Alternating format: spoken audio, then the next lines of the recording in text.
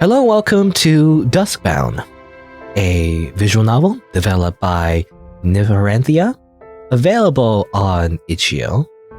And well, it's about confessing your love to a vampire, and I guess we'll see what happens. A little content warning though, there may be some disturbing elements, so viewer discretion is advised. Let's begin. Maybe this game will be a better love story than Twilight. Is that they always say. But yeah, this game contains dark and unsettling themes and may not be suitable for everyone. Would you like to see the content warnings? Okay, fine. Again, I don't like personally, I don't like showing it because it might contain spoilers, like for me. But I'm gonna show it anyway. Just in case, if anyone is concerned. But yeah, it features textual descriptions of manipulation, blood, violence, death/murder, and dubious consent. Also, visual, non-graphic depictions of blood. Non-graphic? I want to see graphic depictions. I'm the opposite. I want all of the disturbing themes. It's not disturbing enough for me. I don't know. Anyway, but no, this game is not going to be over-the-top violence, I guess. There's no light in the city.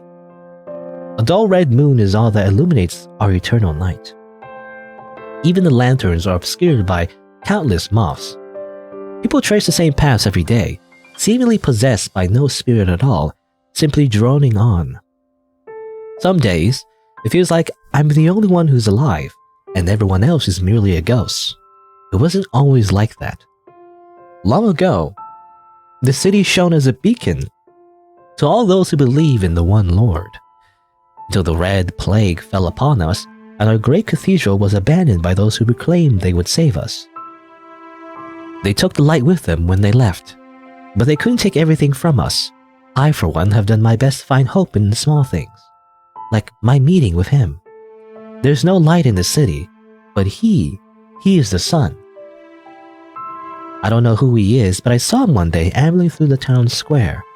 His garments were impeccably tailored, and his hair framed his face in a way I had only seen in paintings, like a Bishonen. And those fine threads, if you had stopped by my workshop, I would have surely remembered. Of course, I've seen attractive men in my life, but there is simply something different about him, and a glint in his eyes. And his fangs in particular. As I examined him, his eyes met mine, and a radiant smile came over his features. The light behind his eyes alone shone so dazzlingly, I haven't seen anyone in the city look like that in years. Just again, ignore the fangs. When it occurred to me that I was staring at him, I quickly averted my eyes. Alright, I guess we're playing as... I was gonna say, generic otome protagonist. Well, it's not that generic.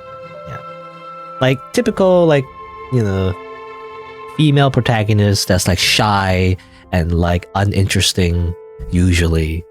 He's usually the protagonist in a lot of, otome games. Anyway. But I guess we are the pale one? Excuse me. I rushed past him, embarrassed by the blush slowly rising to my cheeks. In days that followed, I passed by the town square as often as I could afford myself the time to, hoping to catch a glimmer of him again. I had to confirm for myself that he was not an illusion. More than that, I had to confirm that the light that I had found in his eyes was more than a fluke. The longer I went without seeing him, the more I became convinced that I had made it all up. Not real, just an anime husbando. That he was no different than the others, and that I was desperate for anything that would change the monotony of my dull days. But he was there again, and that same expression with her sharp teeth was unmistakably real. He was looking at me with those eyes that made me forget about this dreary place, that sent me far away. Ever since then, I couldn't get him out of my head. More so, I couldn't let go. At first, I was content glancing at him every now and then, a gentle reminder that not all is dark and not all hope is lost. But the more I gave in to thinking about him, the less I could accept the daily routine that I'd been shoving down my own throat and pretending I was content with. What I'm saying is, I grew greedy. I'd been looking for an escape this entire time, not knowing how to find one. I could leave, but where to? Nothing but death awaits for those that venture outside the city walls. The only solace available to me might be the arms of another, but I'd never found anyone fit to hold me. My standards are just way too high. No, still, things are different now. I have nothing to lose and everything to gain. That's why today I'll change my fate. I swallow hard, trying to calm my quaking heart and nervous breathing. He's mesmerizing. Hello. Okay. Good day. Can I help you? I don't believe we've met. Oh, of course. Why would you remember me? The words I so carefully rehearsed fail to spill from my lips. I've seen you around. In the town square? Oh no, this isn't going anywhere. Oh, I recall now. I'm sorry I didn't recognize you earlier. I don't receive guesses too often. Please come in. Why don't you join me for some tea? It's something of a hobby of mine, growing plants and combining them to interesting flavor combinations. Unfortunately, I'm rather strapped for taste testers, so I'm unsure if they're any good. My face flushes. He's being so kind, but why? I'm no more than a stranger plucked from the streets. I don't know. Nothing to do with the fact that he's a vampire? Nothing at all, actually. Nope. Perhaps, could it be? He sees the same light in my eyes that I see in his. A gentle warmth spreads without me, and I finally find it in me to meet his gaze. Oh, that sounds lovely. I must admit I'm no connoisseur of tea, but I do enjoy a cup every now and then. With plenty of milk, preferably. Or maybe that's a faux pas to a true tea enthusiast. No such thing. Some teas are better with milk and some without. There's plenty of time to get you acquainted. But please, it's quite chilly outside. Do come in, I insist. I nod in agreement and cannot help my smile from growing wider. It seems that whosoever is daring truly does come out victorious. You simply just knock on the door and just ask to hang out. As if it's, the biggest deal in the world. As I enter without the doorframe, I glance up at him and can't help but notice. Those teeth look awfully sharp. Oh my, what big teeth you have. The mansion's interior is reminiscent of an antique shop, one that does not get customers all too often. There's an eeriness to the way it looks almost abandoned, half hidden behind cobwebs and dust, but the familiar smell of old books wafting over me is enough to put me at ease. As I follow him throughout the hallway, I look around in wonder. The walls are lined with portraits of women. All of them look different, but they bear a chilling resemblance to one another. Some of them look expressionless, others sad or even anguished. Not one of them wears a smile. But most unsettling of all, they remind so very much of me. I guess with the white hair. Save the game real quick. Yeah, we're gonna ask about the portraits. What lovely portraits. The artistry is apparent, but I must say they look so sullen. Might I ask the story of these paintings? He turns around slowly and purses his lips, as though he's unsure how to respond. After a drawn-out silence, I start. Oh, I'm sorry if I pried into something I shouldn't have. His eyes soften. No, don't worry. It's another hobby of mine, though I fear I'm not very good at it. After all this time painting the same subject, I have at least managed a modicum of skill in portraiture. Ah, so they're all portraits of the same woman. Then what love he must have had for her. I feel a pang of jealousy within my gut as I picture him gazing at her intently, working to capture her likeness stroke by stroke. Do you like them? He stares longingly at the paintings for a moment, then directs his attention back to me. They're beautiful, truly. I wouldn't say it if I didn't mean it. However, if you wouldn't mind me asking, who is she? He chuckles, turning his gaze towards me. You're just the same as always. What? Can't you see? They're you. All of them are you. My beautiful pale one, shining like the moon in the night sky. I would have loved to capture your smile. I can feel it. You feel it too, don't you? Yes. This time it's different. The miracle I've been waiting. You're drawn to me this time. You never looked at me like that. Scarlet eyes sparkling, that face. No pain, no fear.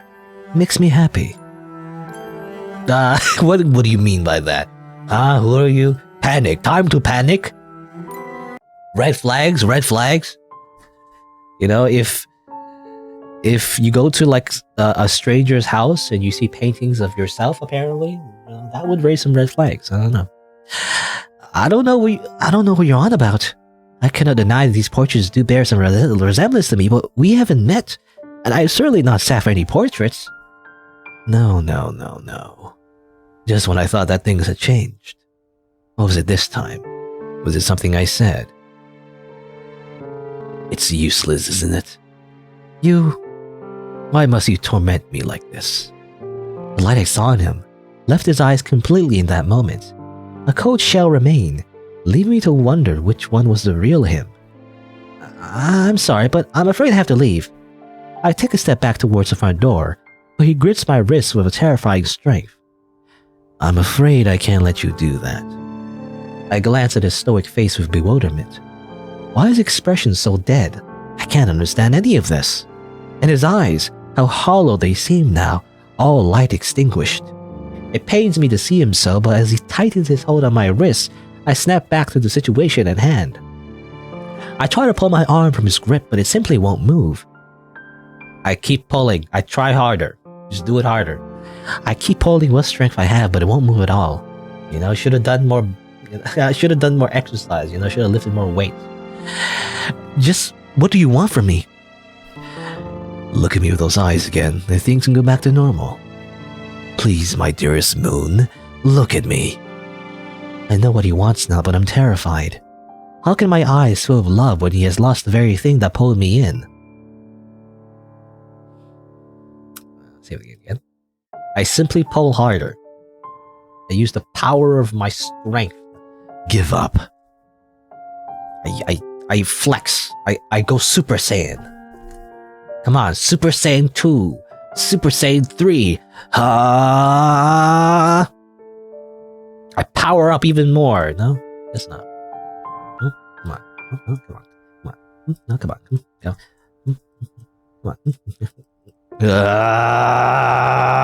Okay, we can't do it. Apparently, you know, we cannot overcome his strength.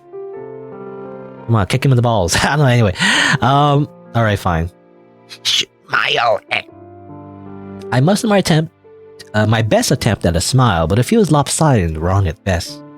An absolutely joyless laughter resounds throughout the hallway. Pathetic. Absolutely pitiful, really. As subtly as it appeared, his smile recedes from his features to reveal an almost fragile expression. Oh, my dearest pale one, how I squander this chance. Next time I'll do better. I promise. Alas, until then, whenever and however that may be.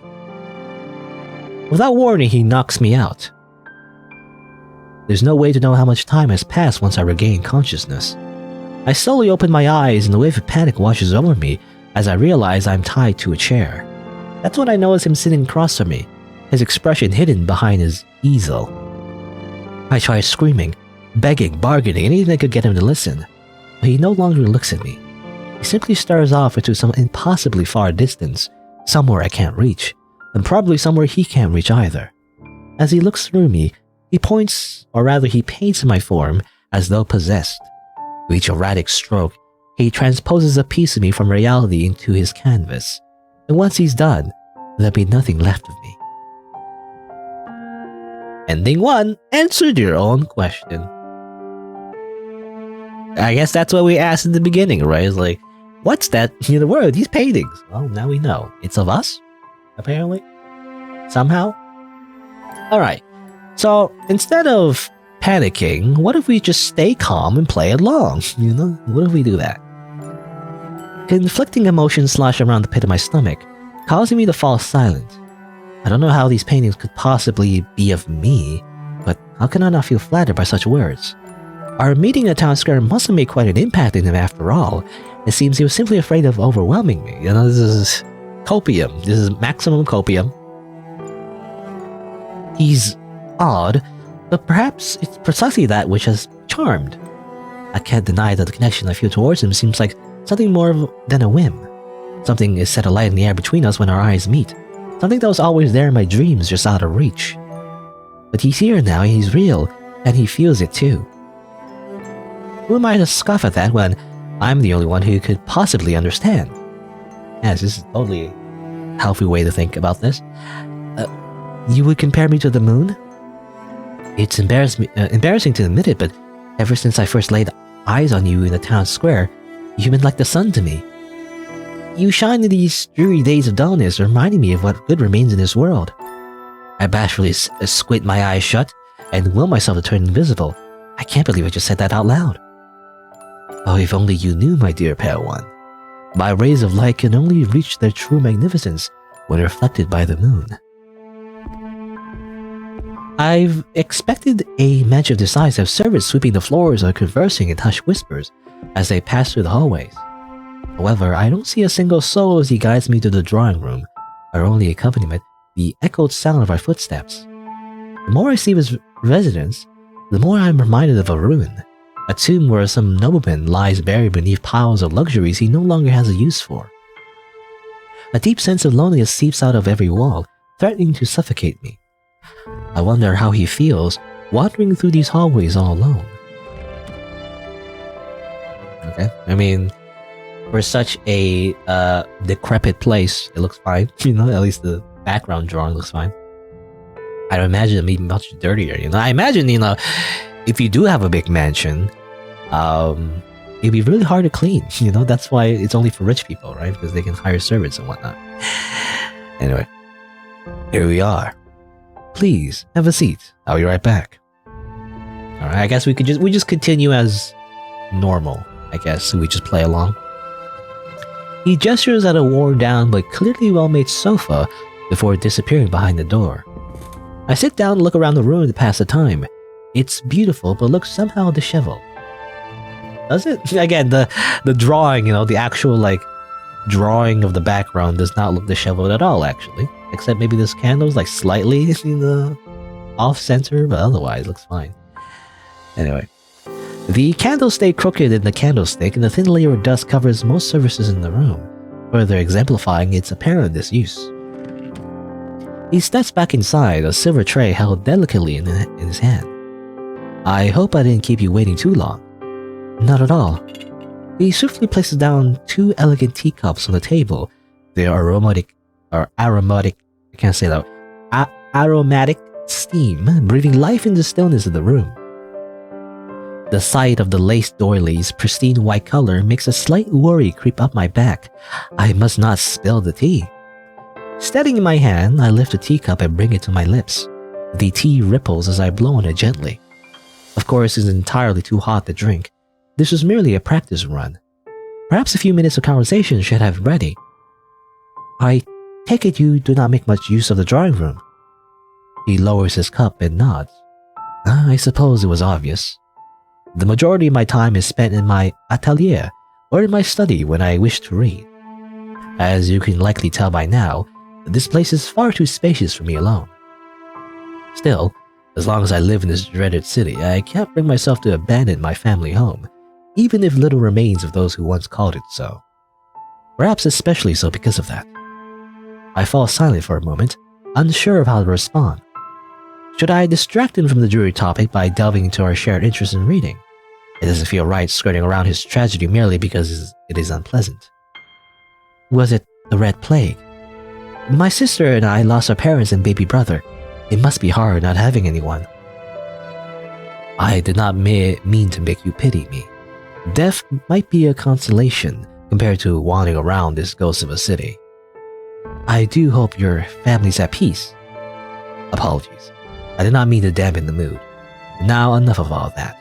Tell me, to what do I owe the pleasure of your visit? Oh no, I can't avoid it any longer. I came here for a reason, but would it be absurd to lay it on the table like this so soon? Well, you see, I came here to get your pants.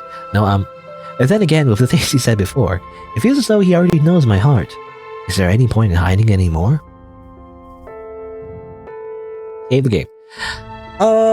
Sure. I mean, that's what we're here for. Why not? Let's just go. Just dive right in. Confess our love. Perhaps against my better judgment, I muster up the courage to get the words out of my mouth. I'm about to say something insolent and brash. Will you forgive me? You can say anything to me and I'll accept it. My forgiveness is always irrevocably yours. Something about the kind look in his eyes and the candor in his words give me pause. I do not deserve this warmth. The reason I came here today is because I cannot forget about you. I simply cannot let you go. Ever since the eternal night fell, everyone in the city has been lost. They aren't alive. They're only puppets acting out some play long after the audience has left. I too was lost, but when I looked into your eyes for the first time, I felt found. You aren't like them. You're the only person in this world who feels real. I know this sounds like insanity, and you're free to send me away. I've seen the way you look at me. If it is as I suspect, and this feeling is something you recognize, then please, let me stay by your side. My heart pounds against my chest. It goes doki doki, but I feel relieved to finally speak aloud the feelings I held inside, no matter what comes next. I cannot believe it. Joy, elation. Words fall short of describing the feeling you've stirred inside me. I was right this time. Finally, you've come to your senses. I come to see that you belong to me. I don't know. Raising some red flags again. He holds out his hand to me. It doesn't matter that I do not understand why. None of this matters. Only he and I exist, and that is the truth. Briefly, I think back to my home, to my workshop where I make the same dreamless robes day after day until my hands can remember the steps better than I can remember the faces of my parents. To my sister who, try as she may to suppress it, holds that quiet resentment in her gaze as she looks at me. Why was I the one who lived and not my precious brother? And now I can leave it all behind. None of those ties have to bind me as long as I have another thread to hold on to. Well, we have no choice but to take his hand. This eternal night exists because we cannot fulfill our roles without one another. You understand, don't you? Your purity is mine, and mine alone to corrupt. Corrupt? What do you mean by that? Corrupt me then, I won't protest. I'll make sure to savor it slowly. I think he might be dangerous. This might be entirely warped, a choice born out of desperation. Right now, that thought doesn't reach my heart. All of this makes sense. No, it has to make sense. If it doesn't, the red moon has hollowed us all out, and I don't know how much longer I could have taken it before I would have ended up like them. It's better to go out in a blaze and be ground to dust. He mows over and brushes his fingers against me softly, running them first along my cheeks and over my lips and down my neck. Every touch sends a spark that alleviates my loneliness just a little more. Bit by bit, he caresses every inch of my exposed skin, making me tremble. His breath tickles my ear as he whispers, ASMR. Now, a vampire wanting to eat you ASMR, does that exist on YouTube? Probably. I want to rip you open. If only I could live inside you. But don't worry. I'll make sure no harm befalls you, my love. I press my lips against his shakily, but my hesitance finds no reply in him as he pulls me in. His mouth moves against mine insatiably, seeming to carry the weight of a lifetime of yearning. It's nothing I've ever felt before. I melt into his rhythm with a sigh, wrapping my arms around him as I lose faith in my ability to support my own body. Then he parts from me and takes my face in his hands. A smile spreads across his face as he presses his forehead against mine. I've seen you in so many forms, but this one is new. Even the scent of the blood in your veins has become sweeter. Everyone has forgotten the hundreds upon thousands of times this night has repeated. Even you. I'm the only one who remembers all of you. That is why I'm the only one who can have you. You're mine. I'm yours. He runs his tongue along my neck. I feel his fangs graze against my skin and hold back a gasp. So it's true. Not that I never heard of them before, those cursed to walk between life and death. I suppose I had thought them more of a tale to scare misbehaving children. Maybe I should have known when I saw his grin. He's a vampire. No shit, Sherlock. If you offer me your blood, the eternal night will come to a final end. Our curse will be dissolved. You'll be free. Go on then, do it. But freedom can be a terrifying thing. I'll have you, won't I? Unable to stay away from him now that I have had his taste, I kiss him again. A quiet peace falls over us as we desperately try to fill the gaps between our physical forms. My dearest pale one. His fangs brush against my neck once more, but they ask to sink deeper this time. Taking a deep breath, I give him a small nod. He breaks my skin and I shut my eyes tightly. It burns white hot, but the pain isn't unpleasant. Absolutely delicious. Oishi. I feel him softly chuckle against me. Tastes better without resistance after all. What do you mean by that? He desperately drains me to the point where I start to feel lightheaded and loosen my grip. I tug at his back and he pauses to look down at me.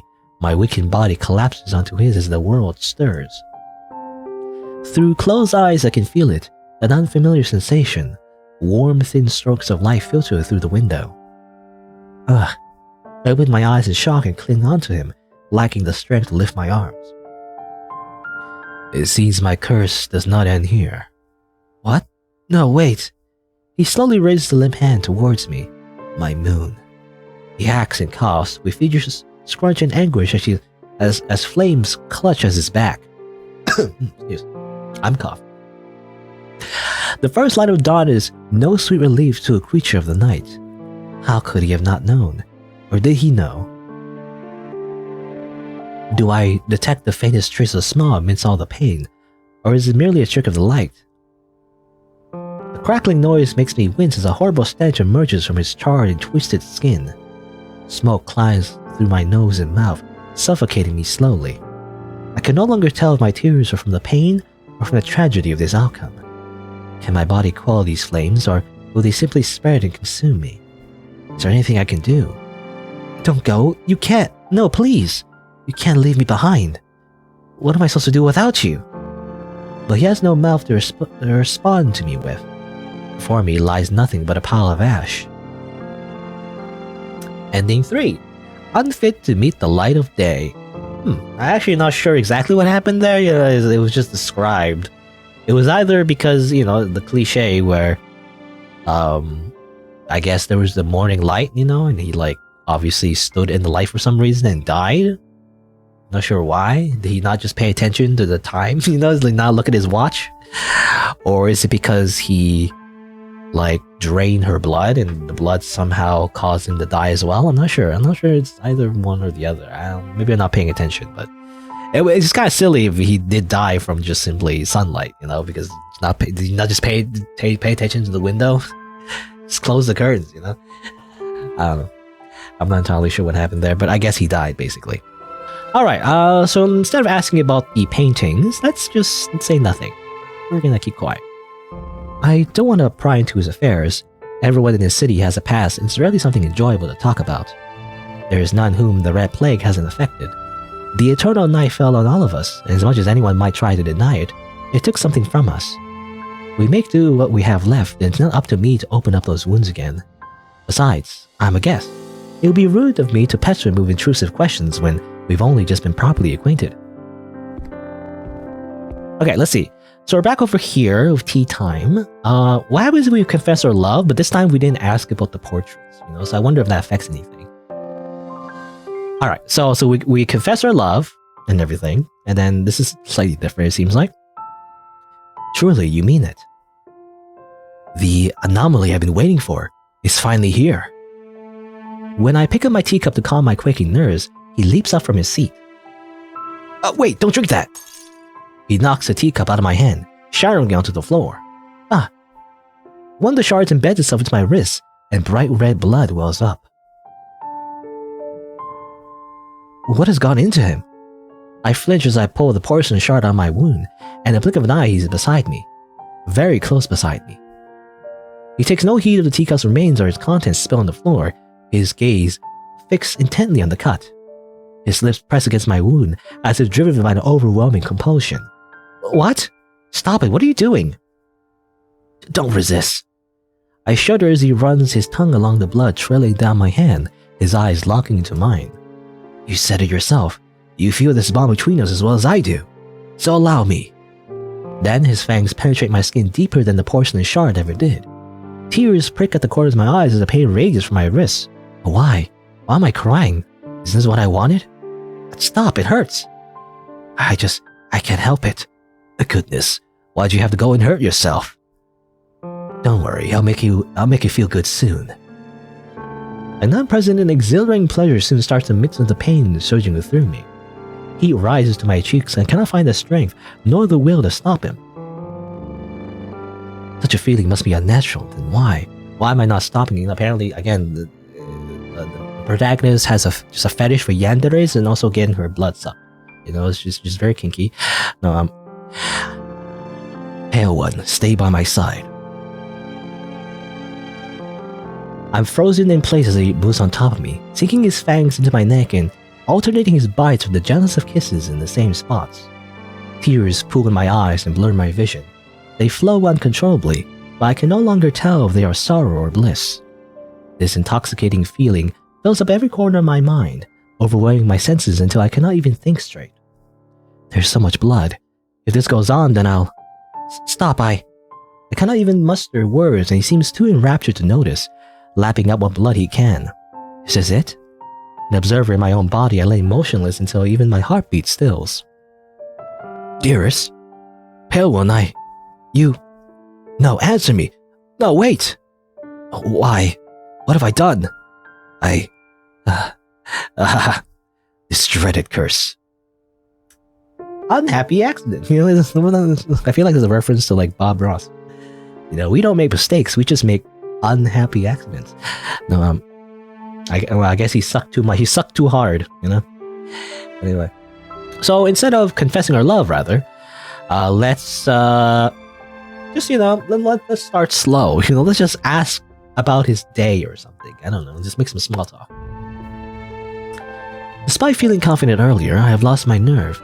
Thinking about how I compared him to the sun makes me feel like an imbecile. Oh, how I would love to confess, but I cannot do it yet. Why do you have to ask me so forthrightly? I look into his captivating amber eyes and take a sip of my tea. I can't bear to lie to him. All I can do is avoid his inquiry by suddenly changing the subject. Oh, but where are my manners? I haven't even introduced myself yet. My name is... Shh. Before I realize that he's put his fingers to my lips. Our first touch. I can't suppress the faintest flutter in my heart. The chill of his cold skin lingers on my lips even when he moves his hand away. It's not important. Not yet. I'll get to know you in many ways, and this one will be the last. I knew that there was something more to him from the first moment I saw him. My fascination with him is only heightened by these mysterious digressions. Digressions? Very well, I'll oblige you. In return, will you tell me your name? Virgilius. Virgilius de Lesoroy. Is how you say that? I don't know. Virgilius? Virgil? It is a pleasure to make your acquaintance. He sheepishly nods his head. I let his name swish around the inside my mouth like wine. It's pleasant. Have you been living in the city for long? Oh, so very long. Longer than I can be bothered to remember. Tell me, have you ever tried to leave? Me? Leave? Where to? I mean, based on what I've heard, the journey past these city walls spells certain death for someone like me. I have tried. It's not the journey that's impossible. It's the very act of stepping outside the city walls. Some dark force wraps itself around me enough to make me stagger and suffer, but never enough to kill. So like you, I have been stuck here, wanting nothing more than to leave yet not knowing how. My eyes widened with curiosity. I had never heard of anyone who has tried to leave this place. We all resign ourselves to our hopeless fate and do nothing but pray to the one Lord that things will change, but they never do. Everything only falls into further disrepair. Yet still, I cannot shake that small grain of hope that embeds itself in my heart. I want to know what he has found. I lift my cup to take another sip of my tea. But I feel myself growing hazy and my attention slips. I do hope the tea was to your liking. Of course, the tea was poisoned or drugged. Of course. Muffled screams start me awake, and as I desperately attempt to jolt up, I am met with a searing ache that grips my entire body. I can't see anything. A cold sweat runs down my back and my breath hitches in my throat. My head swirls with questions as my situation sinks in. What happened? Where is he? How could he do this to me? I try to sit up more slowly this time. Only then do I sense the presence of a tightly yanked chain around my ankle. It allows for minimal movement, keeping me tethered to this wretched place. My eyes adjust as I feel my way around the room, hands moving against peeling wallpaper, ripping on fabric and accidentally knocking against wood. It's no dark, dank attic. It appears to be a fairly well-maintained guest bedroom. Perhaps it used to be someone else's. A melancholy thought. You're finally awake. You're finally awake. They caught you crossing the border, just like us and that thief over there. No, also, why is he dripping? Did he take a sip of our blood while we were, like, asleep? You know? That's unconsensual. What the heck? No, you're finally awake. I gasped involuntarily at the sight of him. Don't be afraid, dear pale one. I will never hurt you. The sound of muffled screaming fills the air once more and I recoil. What are those sounds? And whose blood is that? Well, I guess it's not our blood. I guess he's drinking some other blood, you know? He wipes the blood from his face and licks his finger in a smooth, practiced gesture as he draws closer to me. Up close and under dim lighting, I notice an almost otherworldly glow in his golden eyes. The faint scent emanating from it is nostalgic and somehow intoxicating. It's making my head spin. You must have heard the tales. Perhaps you dismissed them as all nonsense, but the Red Plague isn't always fatal. Those of us unfortunate enough to survive it are changed forever. It is blood and blood alone that sustains us. You're a vampire. My breath gets more erratic as his face inches closer. Do I frighten you? I avert my eyes and look at the floor. I want to say that he does. Of course he does. Yet despite that, something inside of me still finds him beautiful. As I ponder my response, my eyes hover over the chain around my ankle. Could my judgment be clouded by his golden eyes and silver tongue? Full of blood, by the way. I yank at the chain and muster the courage to look at him. Remove the chain immediately. Of course. If you promise to stay by my side, then I will be more than happy to do so. Of course, there's no way I can promise that. I know. I cannot ask that of you. That's precisely why the chain is necessary. Though it is charming that you would not even think to deceive me. He softly pats my head and I instinctively back away from his touch. Apologies. I didn't mean to condescend. Please, pretend it didn't occur. Why'd you do this to me? I suppose by now there's nothing left but to be direct about my intentions. Dearest pale one, won't you grant me some of your blood? There's only one option. I'm gonna save anyway, I guess. But Daga kotowaru. He wants my blood? Absolutely not. Who knows what'll happen to me? I might even contract the Red Plague myself. You know? It's like STDs, except, you know, it's blood vampire. It's like through vampire sucking, so it's like, I don't know, VTDs, vampire transmitted diseases. Anyway, there has to be a way out of this. As I contemplate the means of my escape, he takes my silence as an answer and sighs. Just please consider it, for the both of us. I'll leave you be for now. Besides, I need to finish what I started. Finish what he started? You wouldn't hurt me, would you? I'm sorry that has come to this. Chaining you to this room, but I promise I would never treat you badly.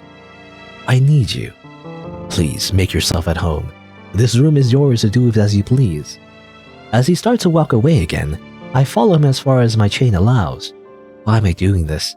Why do I yearn for him? I thought I was scared, but I don't know what to think anymore. Logic seeps through my fingers as my heart bounds after him. You know, as it turns out, she's really into yanderes.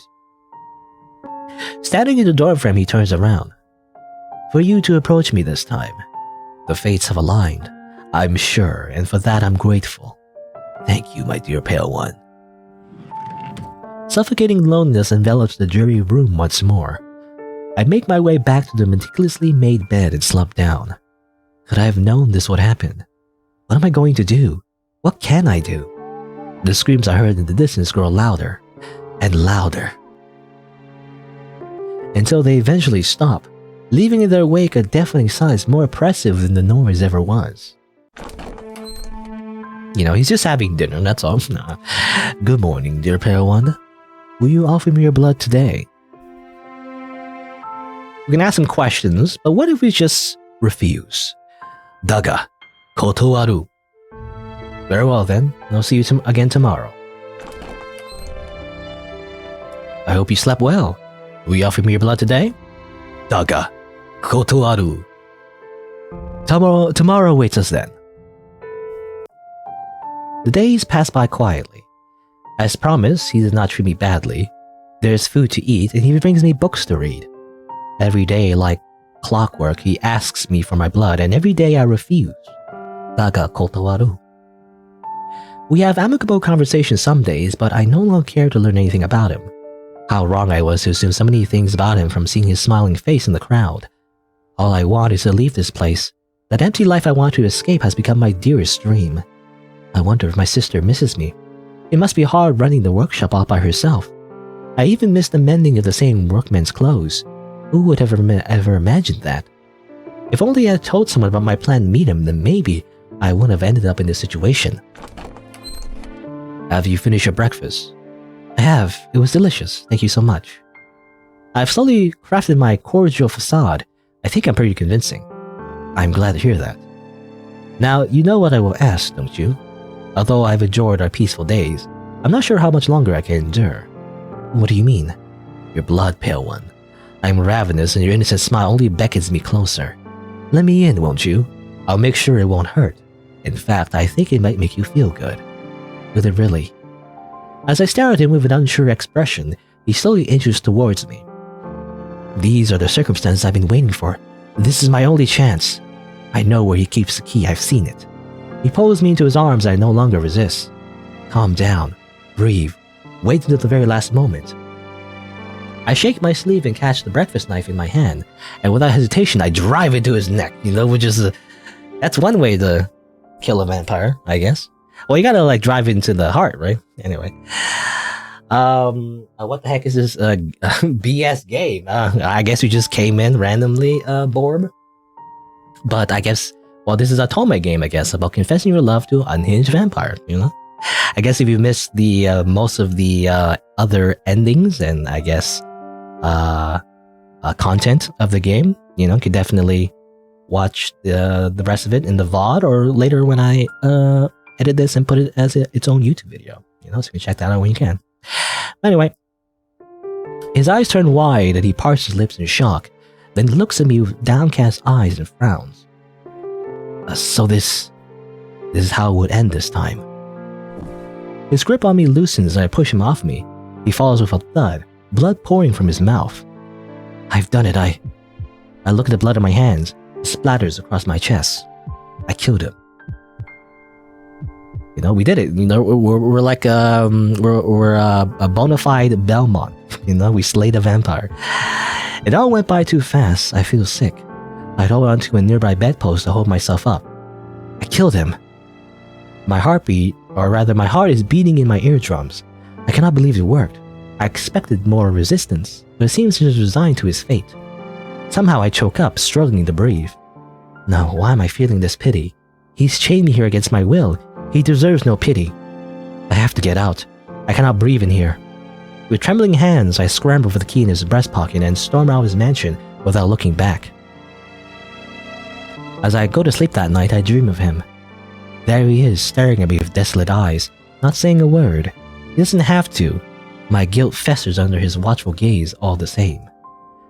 For nights after that, I can't escape his haunting face. I wake up in a cold sweat wondering if I've done the right thing. Other nights, when the fates feel kind, I dream of being in his arms. We discuss a book I recently read, or what we should have for lunch tomorrow. As I wake up from dreams of what could have been, I find tears streaming down my face.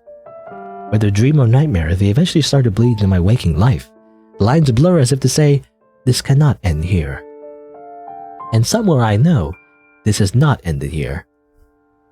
There you go. Ending 4. Perpetuate the cycle, by stabbing him with a knife. Good. Great.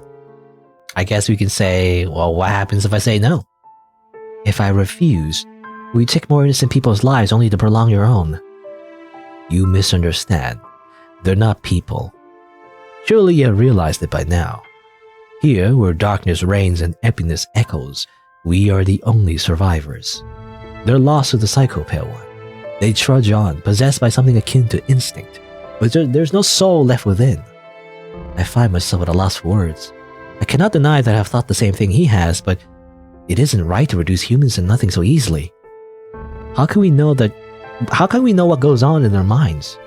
How can you be so sure? Is it not mere arrogance to put yourself above everyone else like that? I am entirely certain. Pale One, if we walk through the same streets, came across the same husks, then we both bear witness to that fact. But it's just like you to so think of them as human, as beings that still have hopes and dreams. I'm glad to see you so have that infectious optimism. It warms my heart. Good morning, dear Pale One. I hope you slept well. Will you offer me your blood today? Okay. Just keeps doing this. Why do you want my blood? I could tell you the answer, but you will not believe me. You never do. Okay, what if I believe him this time? Then I promise to believe you. That's not an easy promise to keep. Tell me, Pale One, would you want to save this city if you could? To put an end to the eternal night. If you could bring things back to how they were, then surely that would be better. But they tried so many things.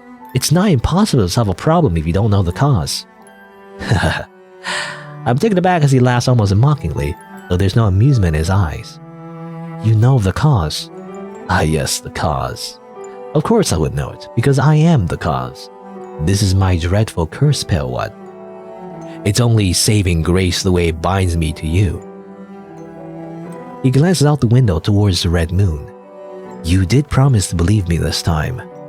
Please help me understand you. Help me understand this curse. He closes his eyes and takes a moment to think of what to say, then looks at me with conviction. The flow of time is distorted in this place, which is why we cannot leave. We live in a pocket of the world governed by its own laws. Time folds and loops in on itself over and over and over again. It's not something the human mind was made to bear. With every passing reoccurrence, another loses their identity completely. I'm the only one who's forced to remember it all, not allowed the luxury of forgetting. I'm but a prisoner of my own memories. What he's saying is hard to swallow. It's a lot. I don't know how any of it could make sense, but I'm determined to keep my promise. I've seen what he describes. No one is themselves anymore. Perhaps they're nothing more than husks after all.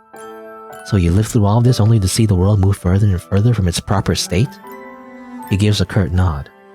I would like to believe that things do get better, that the city will be saved one day, but that hope is becoming increasingly difficult to hold on to. The more I ponder it, the more it feels like it's a lost cause.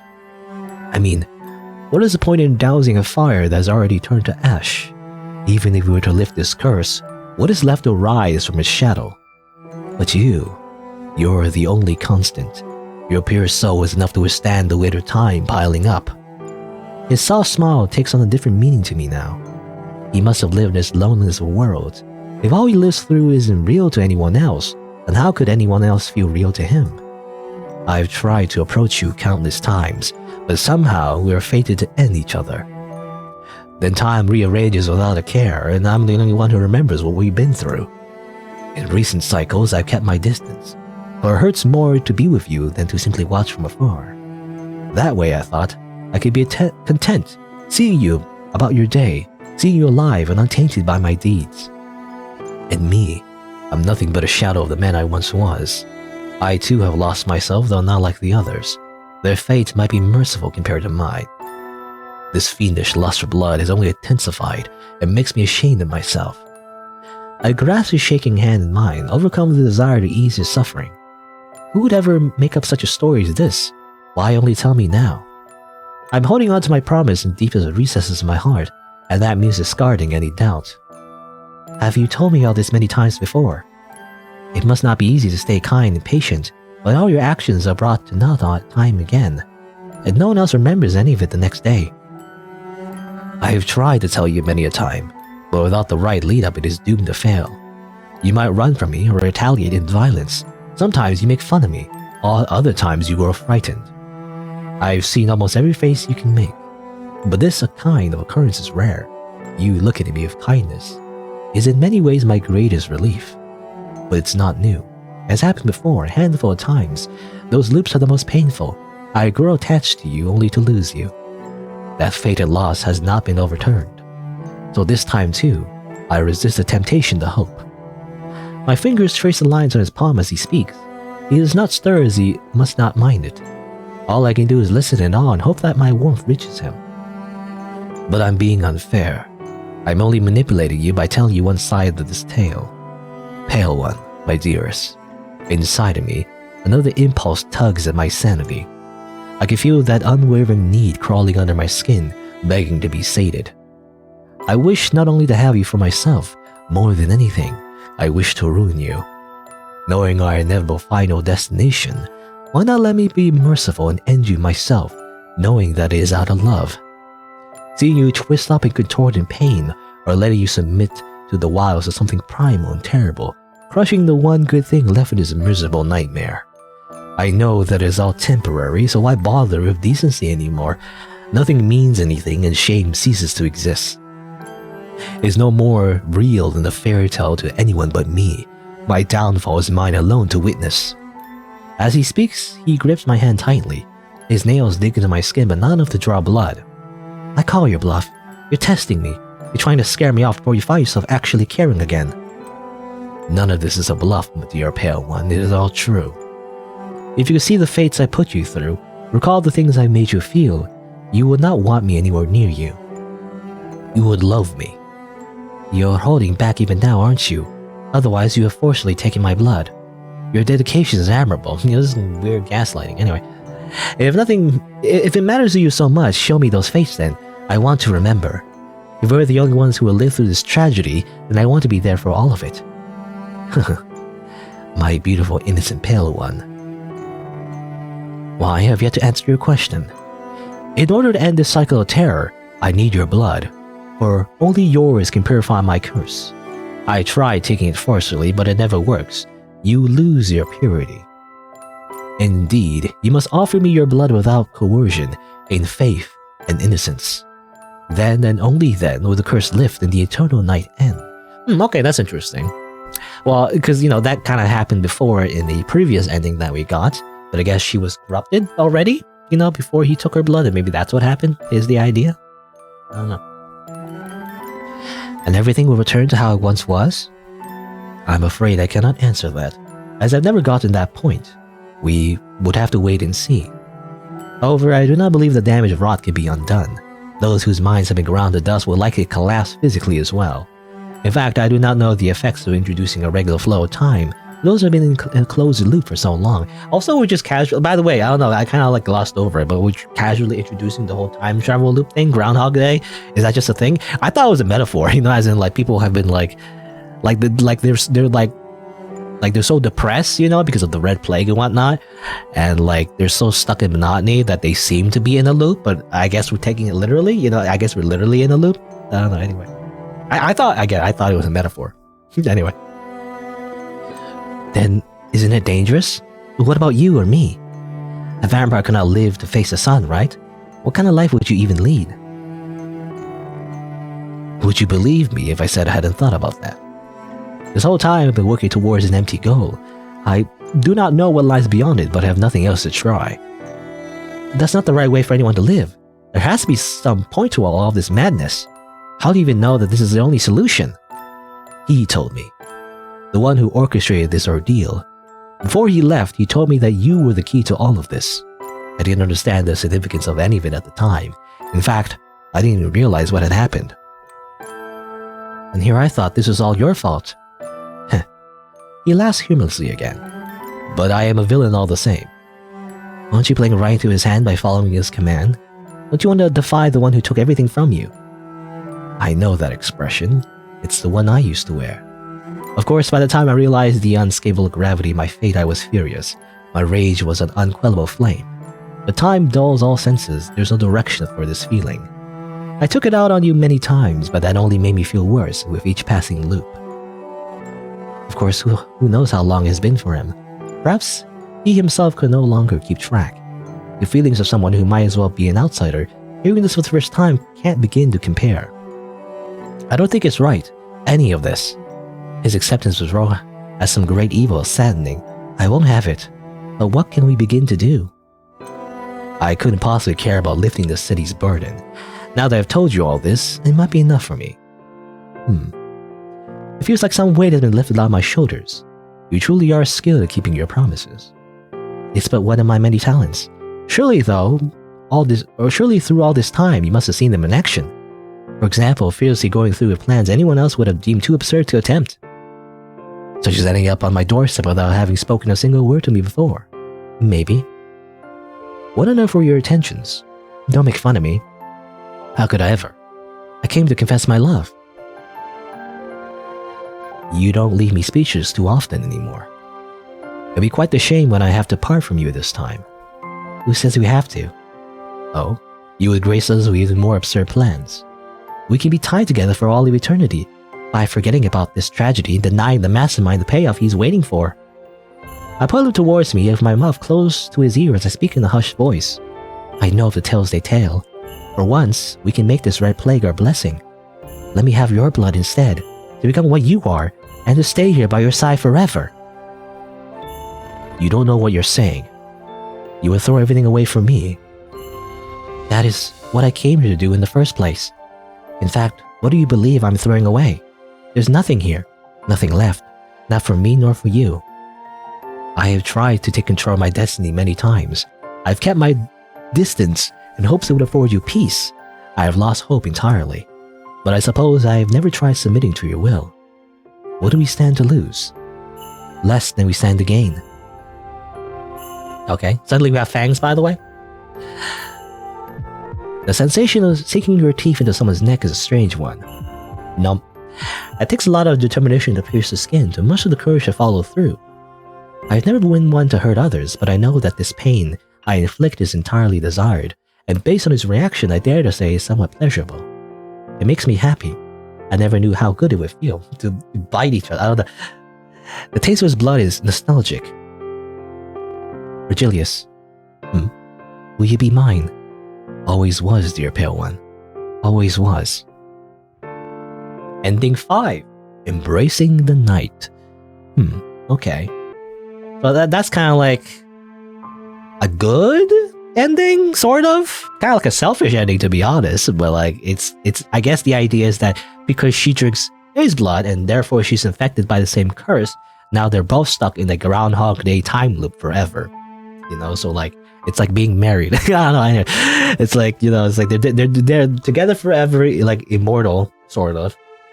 So like it'll be an infinite time loop forever. But at least they're together, you know. I wonder how long it'll take before they get like, you know, sick of each other. I don't know.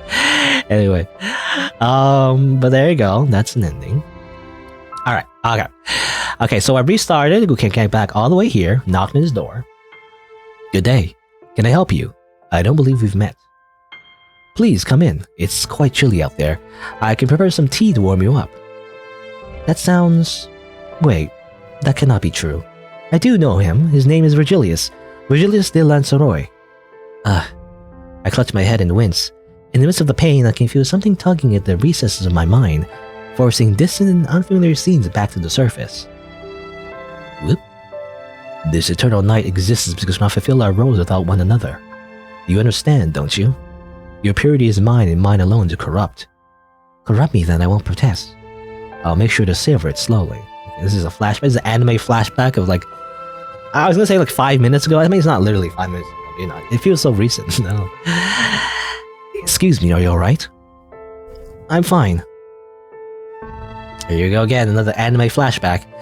I take control of my destiny many times. I kept my distant hopes in order to afford you peace. I have lost hope entirely.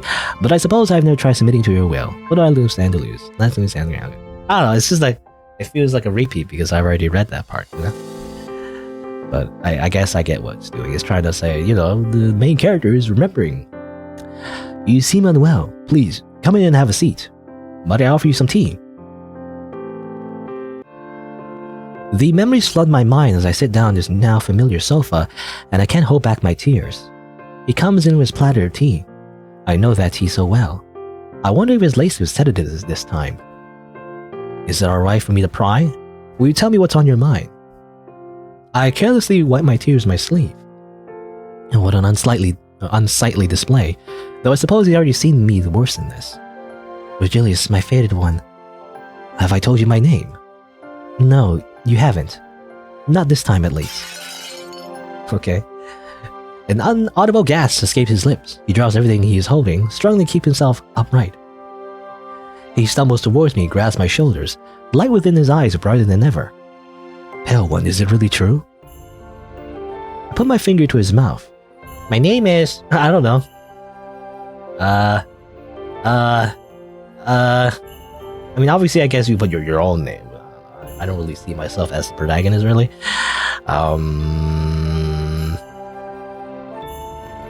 don't know, I'll put the developer's name. How you spell it? Nefferinthia? I think that's pronounced that. Nefferinthia. Or nefferinthia, rather. Nefferinthia? I think it's the developer's name. Nefferinthia. Sure. My name is Nefferinthia. I'm the developer. I made this world. You're nothing but a pawn in my universe. No. My name is Nefferinthia. He kisses my fingers still pressed to his lips. Nefferinthia. I have decided it's not matter whose will we follow inadvertently. We deserve to carve out our own happiness. I am going to have faith in the future. Have some faith, Arthur. Now, we can break out this cage. You may have grown indifferent, but I cannot forgive the one who did this to us. Let's travel beyond this night, beyond this city. I want to laugh in the face of evil and give back all we received. And after we put things right, I believe we can find a place for us to belong. I extend my hand towards him. Will you join me? Oh, I do want to see the look on his face. This must have been outside the scope of his machinations. Nefferinthia, I cannot promise you normalcy. I cannot promise you anything at all. I do not have the same faith you have. The damage has already been done. I am not the man that I used to be, and I will never be him again. Of course, but promises are my talent. Let me have my niche. Come on, how long do we have to stand here like this? He finally grasps my hand in both of his. I'll follow your lead then, Nefferinthia. It won't be easy, you know. There's no going back. If you agree to it now, I won't let you change your mind later. His soft hand reaches towards my face, lifting up my chin to allow our eyes to meet. Nefferinthia, might I have your blood? With pleasure. I don't know what I expected, but it wasn't the gentle warmth of his lips upon mine. He kisses me softly, almost uncertainly at first. Then he bites into my lip, and that familiar hot red rushes. I can't speak. And that familiar hot red washes over me more sweetly than ever before. A paradox? I don't say that word actually. A paroxysm? 1,000 timelines in the waiting. We will meet in a new morning, a morning that's truly ours. The future is an uncertain and terrifying place. We grow comfortable with our inevitable misery more easily than we would like to admit. Sometimes, the devil you know is better than even the ray of light you don't. Darkness cannot comprehend light, and despair cannot comprehend hope. To break the cycle, we need to jump the chasm even when we cannot see the other side. At the end of the eternal night, what awaits us? I do not know, but I can't wait to find out. Okay, alright. So that was like, I don't know, that was kind of cheesy to be honest. Of course it's gonna be like a golden, like, true ending where like it's like super optimistic. It's like suddenly the protagonist just somehow knows that she's in a time loop because you played the game already, you know, and got like multiple endings or whatever, you know, just because, I guess, it's just magic. I'm assuming, unless, I don't know, it could be that maybe she remembers because technically she took on the curse, like one of the other endings possibly, but I'm not sure actually. I think it's just like, I don't know, because if that was the case, then he would remember as well. I feel like he wouldn't be surprised, you know, that she remembers as well. So I think it's not that. I think it's just magic basically. It's just that she just happens to remember, and she's like making this big hero speech. How, like, you know, we'll just break the cycle just because, you know. I don't know. I feel like it doesn't really make sense, but whatever. I guess the final ending is not really meant to make like logical sense. It's just meant to be like a catharsis or like a happy ending between the characters is the idea, you know. That's what I understand anyway. But there you go. I think that's it. I got all the endings, got the final ending, and you know, that's the game. You know, it's all right. I mean, you know, the art definitely looks decent. The writing's okay. I gotta say the bad endings are interesting, definitely. There's a bit of mystery as well, which I like. I gotta say the whole like explaining though the mystery, the whole time loop thing, and oh, woe is me, I'm stuck in this curse, I'm so evil because I eat people off screen. It's like, I don't know, that feels like a little phoned in my opinion, but whatever, I feel like I'm just splitting hairs, I feel like. But alright, I think it's pretty good. I think I mentioned before, but like the problem with Otome games is like it's a little bit too, I don't know, like, how do you say it? It's too cheesy, like the whole romance part is like a little bit too cheesy for me sometimes. So that's why sometimes I don't really like Otome games that much. But I do like the darker themes though. So, it's alright. I'm trying to think. Anything else that sticks out to me? I mean, music is alright. I'm assuming there's just generic music. I do wish the music kind of like transitioned a little better though. Again, I'm like being very picky, but like I wish the music would like transition a little bit better. Sometimes it just cuts to different music. I wish it kind of like faded in and faded out. I feel like it's a common thing the developers just don't do. Maybe it's hard to do it like in Rempi, but like it's important to like transition your music. Otherwise it feels jarring. Like the reader notices the change. At least I do anyway, and it just feels weird. You got to make it subtle, so like you don't even notice it. That's why it's background music, right? It's not like foreground music. Yeah, it needs to be music that you don't even notice that's there. Anyway, but yeah, it was interesting. I like the main vampire love interest, I guess, and how like he's a little yandere and everything. I feel like it's not focused too much. I feel like it's a little bit like played straight for the most part though, or like he's just a vampire. It would have been interesting actually. Well, I don't know actually. Maybe it was implied, and maybe not. Maybe I'm reading into things a little bit, too deep, and maybe I'm making it up. But I swear that maybe the idea was that the protagonist was also a vampire, right? I mean, she did have those fangs in that one CG even before he even like technically got the curse. So I wonder like maybe she was already a vampire, right? So I was thinking like maybe she was the origin of the curse, right? And she was the original person that seduced what's his name, Virgilius, and that's why he's so obsessed with her, right? She was the one that was actually the cause of everything. That's what I was thinking, like maybe she was the villain, but I don't know. I think for the most part the story kind of played it straight though. She was still kind of like a damsel in distress, sort of, where she didn't really. She's like, the only good thing she has is like she's just optimistic, and that's kind of it. She's like, don't worry, we'll get through. I keep my promises, and that's kind of it. That's her whole personality. Nothing like interesting. Like to me, anyway. Again, it's just my own taste, but to me, there wasn't any other interesting side to her. But again, that's just me.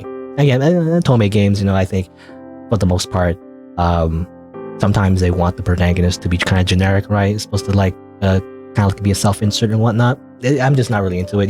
Even if it's not. It's not just because she's a woman, it's like, or like it's a male love interest. Even if it's like a female love interest, a dude generic protagonist, I'm still not really into it. I kind of just don't like generic like, self-insert characters because that's not how I like visual novels. Like any kind of story, even like any kind of just normal video games and any kind of narrative. I don't really like self-inserts. I don't really see myself in the world. I don't know, because it just feels like. Because you have to self-insert yourself, make the character as generic as possible, which makes it kind of boring. It doesn't feel like I have any agency, even though you do pick choices. Anyway, I'm going on a big rant, but that doesn't really like take points off the game. This is just that's what we're trying to do. I feel like so. It's just something I want to point out. Anyway, but there you go. That's it for Duskbound. Interesting little, I guess. Vampire love story, I guess, sort of time loop. There's a time loop thing going on as well, apparently. But there you go. I guess if you want to see more content, then you can always subscribe to see more. You can also check out my other content on the channel. And if you didn't know, I also stream these games live, so you can always change the bell notifications from personalized to all if you want to get notified when I go live. But there you go. Thanks for watching. Until next time. See you then.